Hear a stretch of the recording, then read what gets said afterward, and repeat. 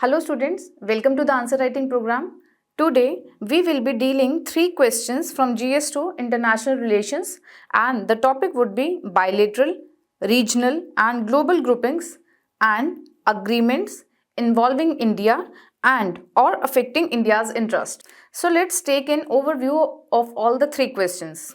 So the first question is related to significance of India's relation with all weather friend Russia. It means this question is related to the bilateral relations between India and Russia. Second question is related to India's participation in peacekeeping operations in Africa. The third question is related to Indo-Pacific construct for India's foreign policy in 21st century. So let's start with the first question. First question says, briefly discuss the significance of India's relation with all-weather friend Russia. Means we need to tell about the significance, this is the demand 1, of India's relation with Russia. So we need to tell about significance of India-Russia relationship. Next part demands, suggest some potential measures to enhance the cooperation between these two nations. So the first question is about the significance, and the second one is about some measures how to enhance the cooperation between these two nations. So let's start with the introduction. So in introduction, in international relations or anything which relates to the current affair, you can start with the historical background or you can also start with the recent context. If any recent happening is there in the international relations proceeding in the bilateral, or if any country has taken a stand against or in favor at the multilateral forum, so you can take any of the recent or the contemporary affair in the introduction as well as in the conclusion. So in this particular introduction, as recently our Indian foreign minister has visited Russia, Moscow, so as to deal with or on signed on agreements with related to the nuclear power and the agreements related to the medicines, medical devices and the pharmaceutical substances. So this was the recent context and how this recent visit to Moscow has gained the significance in the bilateral relations between India and Russia. So this way you can start the introduction. You can also write about how the India-Russia partnership has transitioned from the strategic partnership to special and privileged strategic partnership in 2010. Also, you can write about the legacy of the cooperation and the mutual trust that has occurred or that is there from so long, even in the times of the Cold War era, and still in 2023 and 2024, it's still relevant. Next, coming on to the body part, we need to write about the dynamic partnership and how what is the significance of this relation. So you can start with the background, then comes up to the strategic partnership, geopolitical partnership, political partnership, economic, trade, defense, energy ties, etc. you can do in the body part. So starting with the first point, historical foundation. So India and Russia has closely collaborated since the Cold War. Indo-Soviet Partnership Treaty of 1971 has supported, means Russia supported India in the Indo-Pakistan War. Also, USA and China has helped Pakistan and Russia has supported India immensely. Then coming on to, they have increased their level of the partnership from the strategic partnership to special and privileged strategic partnership in 2010. Next, coming on to the security and the defense. So whatever India imports in the context of the arms deal, 40% of the Indian arms imports is from Russia.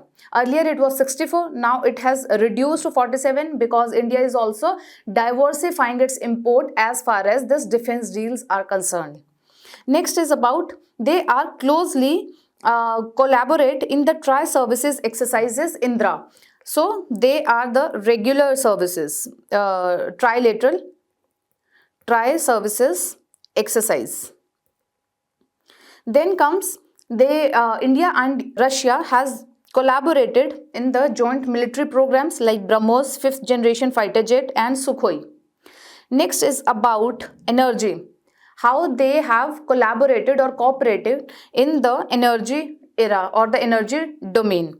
So first is about India is very much concerned, or it is very much involved in importing hydrocarbons from the Russian Far East.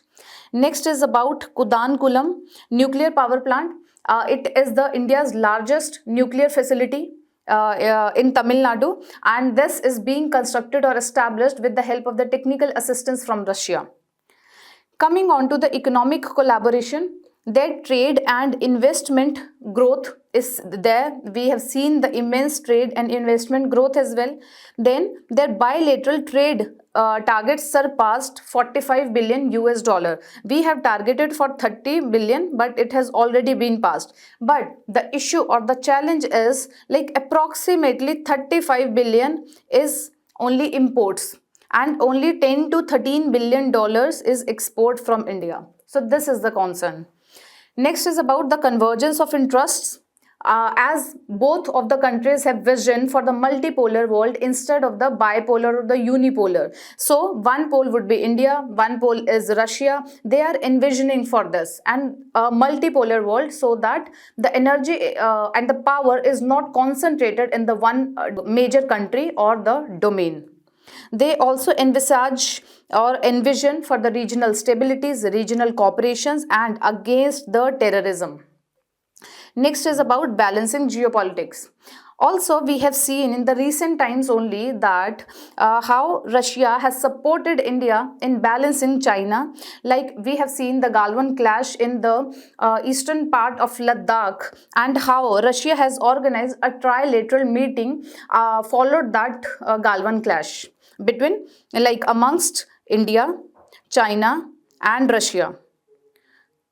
So they have arranged the meeting so as to not escalate the tensions amongst these nations. Next is about the promotion of the multipolar world order. We have already discussed. Then also Russia has positioned itself to expand the UNSC Council and have been a great proponent for the India's permanent seat in the UNSC, and also India's position in the NSG group.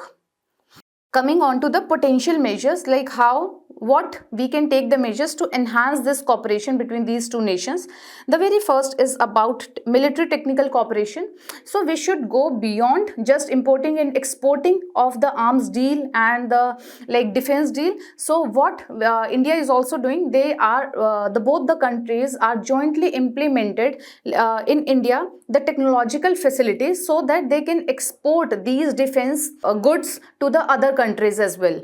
Like they have did the joint development in the advanced defense technologies, and also in BrahMos they have jointly implemented.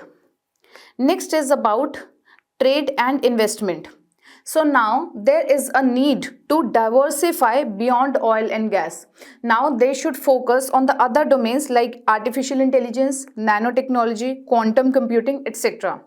Also, they need to streamline their trade processes, their tariffs, what is the ease of doing the trade between these two nations. They have to streamline that also. Next is about there should be a rupee mechanism to safeguard from the impacts of the Western sanction on Russia, as we have seen in the recent case. But still, after all these sanctions on Russia, on the Ukrainian attack by Russia, after this Ukrainian attack by Russia, even the Indian and the US-Russia trade is increasing only. Next is about cultural and the educational exchanges.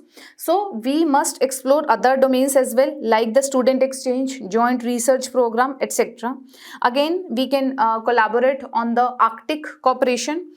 Then promoting cultural connectivity, we can take advantage with respect to the yogas, say in Russia, and cultural events, public engagement could be enhanced.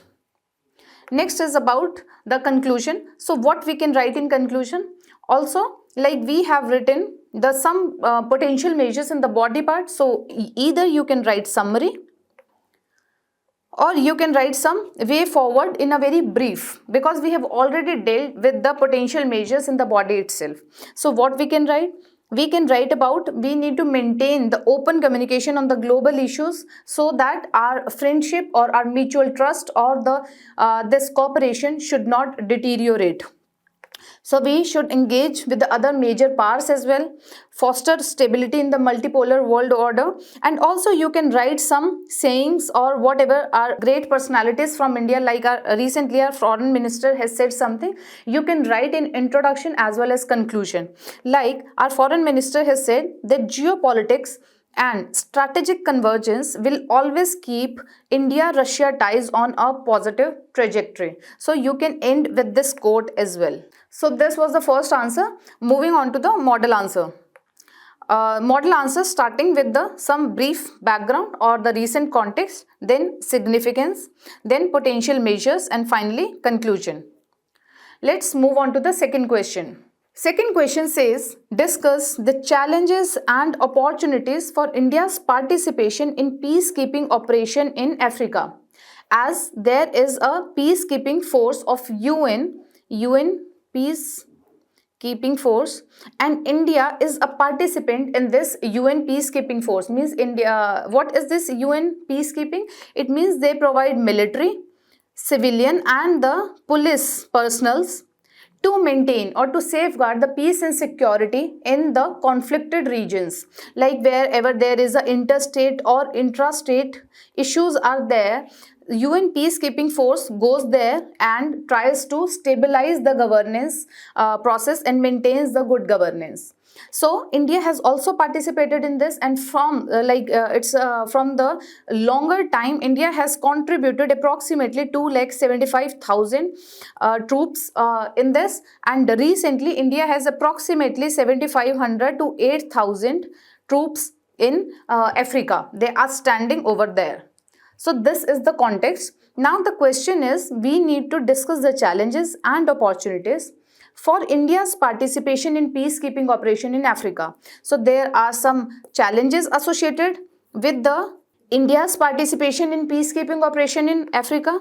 So there are some challenges, there are some opportunities. So in this context of evolving global security threats, we need to write the challenges and the opportunities in evolving global security threats. So this is the particular question. Let's start with the introduction. In introduction, you can write about the brief, the background, that whatever we have discussed, that India has approximately 7,000 to 8,000 forces personals in Africa. They are standing over there, and India has approximately like 2 lakhs to 3 lakhs troops they have already given or be in the services in the UN peacekeeping force. So starting with this, then with the evolving security threats all over the world, like the sustainability crisis, interstate crisis, terrorism, organized crimes, etc. Now this UN peacekeeping forces and India's participant in them, they are facing evolving security threats in the region. And this is the one way you can write. This is the second way you can write, that in most African countries, the general trend we have found out is that after independence, when there is an independence war over there, after independence, after they do their freedom struggle, after they got their independence, there is a general trend that after independence was authoritarianism, which gave birth to the civil wars. India, being the leader of the global south in the movement against imperialism and colonialism, made it obvious for the India to participate in the peacekeeping. And you can also write about the the numbers or wherever the Indian troops are there in Africa, like in Liberia since 2007 Indian troops are there, Ivory Coast, DRC and the Sudan and South Sudan since 2005. Because after they gain their independence, we have seen the trend that the authoritarian government comes in power, and later on it followed by the civil wars. There we can find the conflict zone or the war zone or the battle zone. So that is why UN peacekeeping forces deployed over there, and India is a participant. India, at the being the participant of the UN peacekeeping, they are there for so long. Also, like we have seen 2005, 2007, and how they Indian forces are facing issues or the challenges over there as the global security threats are evolving. So this is the major context. So this is how you can write the introduction. Next is about body. In body, first we need to write about the challenges followed by opportunities. In challenges, like evolving threats are there, because the question is like that only. So earlier there was a conflict in the interzone conflicts. Now the shift has taken place. Now not only the interstate, means the battle or the wars or the issues or the crisis between not only the two nations, but against the third party also, like against the terrorism, organized crime, against the climate instability is also there. So it requires the specialized skills beyond India's current capabilities. So this is the challenge, that because the shift is taking place from the traditional way of insecurities or the issues or the conflicts to the new era conflicts. So we need to grade up for that. So this is a challenge right now. Next is about mandate confusion. There is a lack of clarity. There are the lack of resources in the peacekeeping mandates. So this results into the mission creep and frustration, which results in not only into the safeguard of the conflicts, means the conflicts will not be resolved, and even they escalate due to not unclear mandates by the UN. So this also results in risking India's peacekeeper safety. Next is about the political sensitivities. As we have already seen that during our freedom struggle also, that Western dominance is there. So we need to also take care about when India is a member of the UN peacekeeping forces. So India should not indulge into the activities or the suppression activities which is a Western dominated. So African concerns are always there about the Western dominance in peacekeeping. So India should be very much concerned for that, and India must align engagements with the African priorities. Next is about the resource constraints. So UN peacekeeping forces and deployment of over there is always a costly deployment, and domestic economic pressures in India due to the lack of resources, due to the constraints in the resources. We need to balance the peacekeeping commitments with the other priorities which are challenging in nature. So these are some challenges. Moving on to the opportunities part. So as India is standing in the African conflict zones, being the member of the UN peacekeeping forces, what India can gain or have the opportunity to do over there. So India can leverage the soft power. India has the deep-rooted cultural and the historical ties with Africa, and also India has seen in history a long freedom struggle and how to build the democratic strong nation. So India can use all this knowledge, all these historical backgrounds for the peace making in African nations. India can work for the capacity building, India can work for the good governance, etc. Like in the recent time, we have seen in Democratic Republic of Congo, India has assisted in the medical assistance and building infrastructure for the local development and stability. Means not only the suppression by the forces is the key, but by the soft power also we can enhance the stability in the governance processes in African nations. Next is about specialized skills. India being very expert in engineering, medical services and disaster relief, so they can work on that to provide the services in engineering, medical services and the disaster relief in African nation to build the stability over there. Next is about regional collaboration. So India must collaborate with the African Union, must partner with the African regional organization like the African Union to enhance the stability in the conflicted zone. Next is about the tech-enabled solution. So India can leverage its emerging technologies like the drones and advanced surveillance system for improved effectiveness, for improved surveillance over there, and to take appropriate and effective steps to resolve the conflicts in the African nations. Moving on to the conclusion. So what we can write in conclusion is summary. Yeah, India can write about that India's participation in peacekeeping is vital for African stability. Yes, we agree on that, and we need to seize the opportunities to enhance the contribution and strengthen the partnership. Also, India is emerging out as the leader of the global south. So India has more responsibility to make stability and to make the peace in the conflict prone areas as well, especially in the third world countries or in the global south. Next is about, we can also write about that how India is contributing to the global peace and security, etc. Let's see the model answer, starting with numbers, like how many of the Indian troops are there, coming on to the challenges, then opportunities, finally conclusion.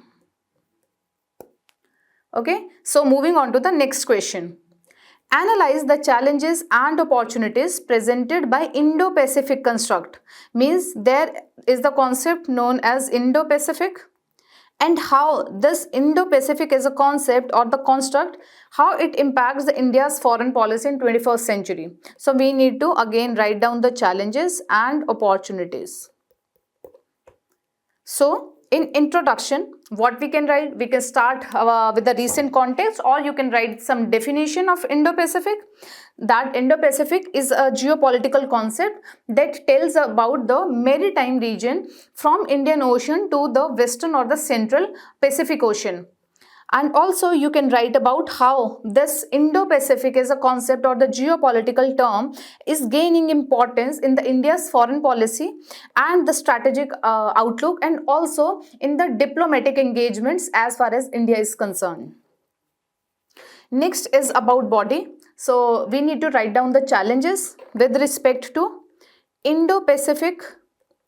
What are the issues as far as Indo-Pacific is concerned, and how India need to navigate all those issues and secure national interest, also to secure the security and strategic alliance, strategic interests,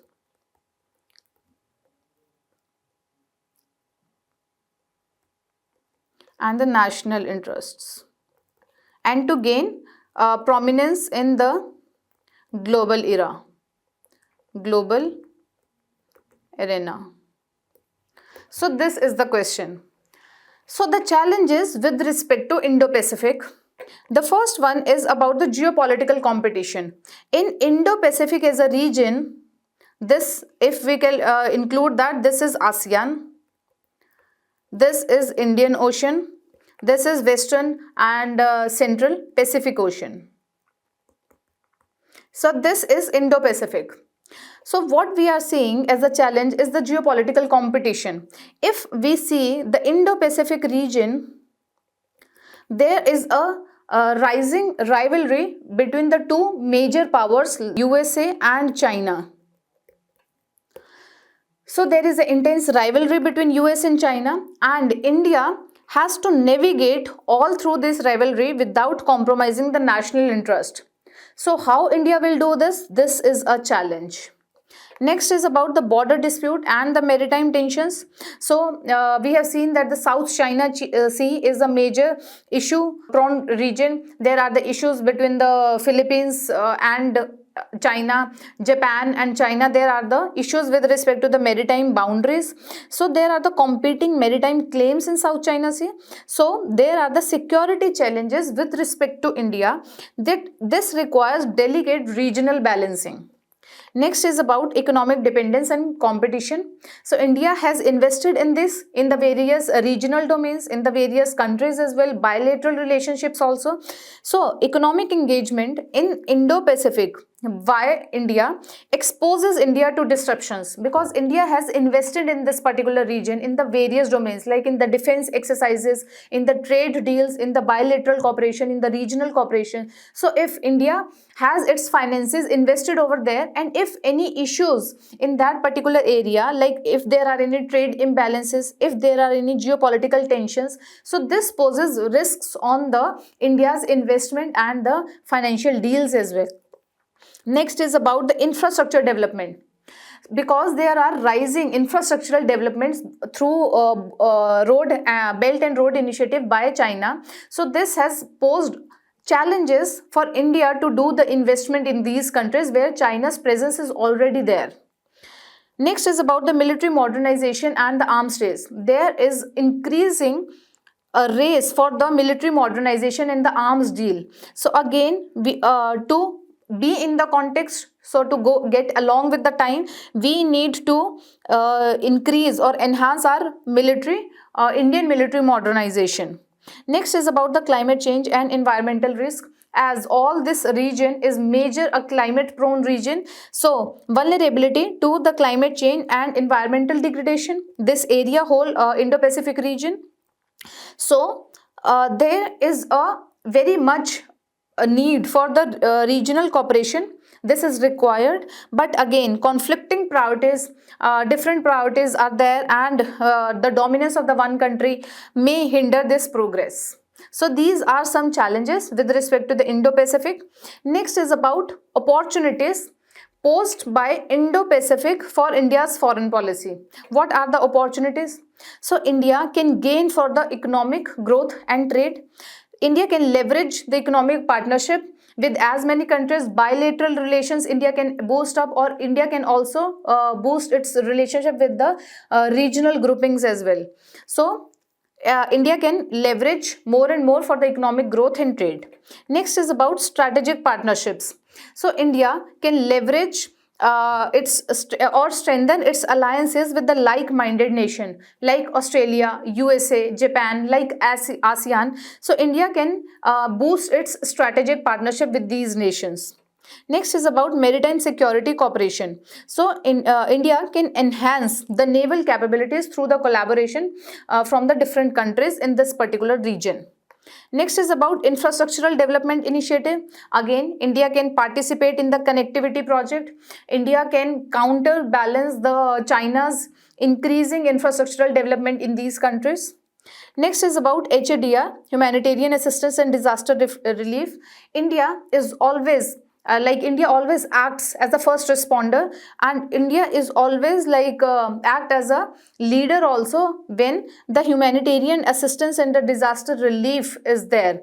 So India can leverage its expertise for the goodwill from these region as well.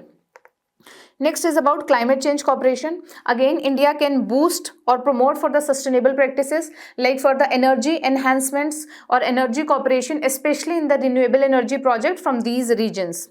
Energy security, again access, because to enhance or to ensure the energy accessibility or energy security in India, we need to boost our collaborations or the cooperations amongst the various countries, and also we can more and more deal for the renewable energy projects or the natural gas projects. We can come up with some pipelines as far as natural gas is concerned. So these are some opportunities we can leverage from this Indo-Pacific geopolitical concept. Moving on to the conclusion, we can write a summary, or very in a brief manner we can write about the way forward. So we can write about importance of navigating through all these challenges and gaining up for the opportunities what India can get from this Indo-Pacific, and there is a need for balanced, pragmatic and adaptive approach in this Indo-Pacific region, because we have seen certain challenges are there, so we need to navigate all through complexities or the nuances. Next is about safeguarding India's interest and promote the regional stability. So this way you can write the conclusion and end your answer. Moving on to the model answer, starting with the term Indo-Pacific, some challenges and the opportunities in that concept. Finally coming up with the conclusion. and like how the balanced, pragmatic and adaptive approach is essential to safeguard India's interest and promoting regional stability in 21st century. So this way we have completed our 3 answers. So thank you and have a nice day and keep writing.